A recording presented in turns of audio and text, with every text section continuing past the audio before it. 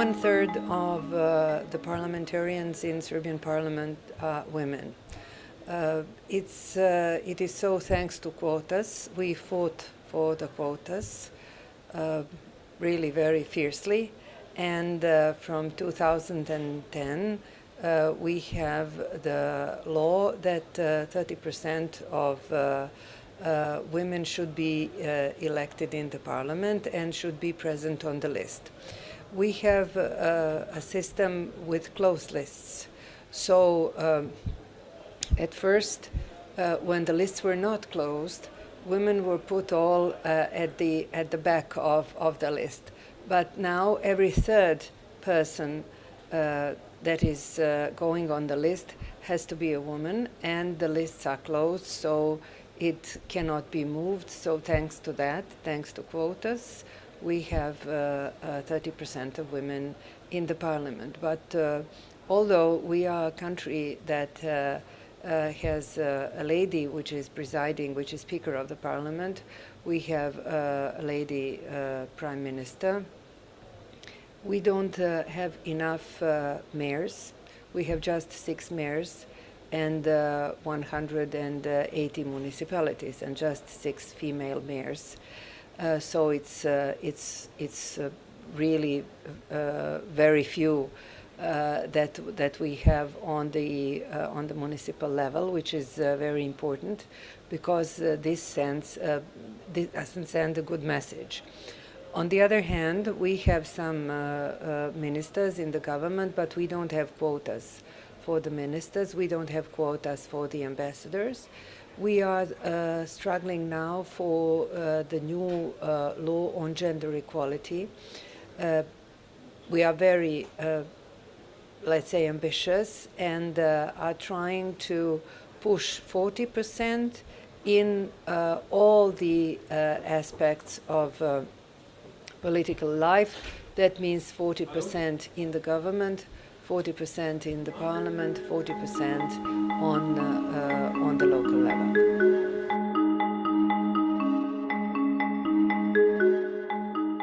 We have to work very much on the mechanisms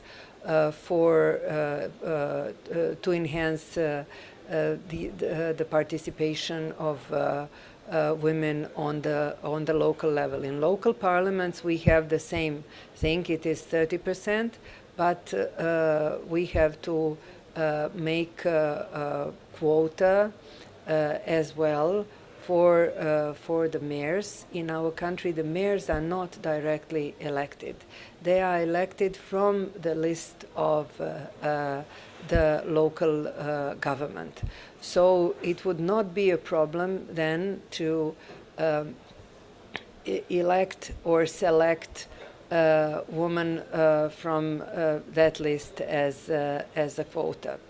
On the other hand, only making quotas and imposing things, this is not the solution. We have to work with children, with small children from kindergartens, that it should be normal, that women should be mayor, that women should be president of the state, like in Scandinavian countries where in some states girls ask their parents, well, is it possible for a man to become a president because he was always a woman.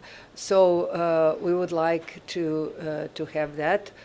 For achieving that, we have to work with people, with children, but with men as well, because only with men we can strike the deal.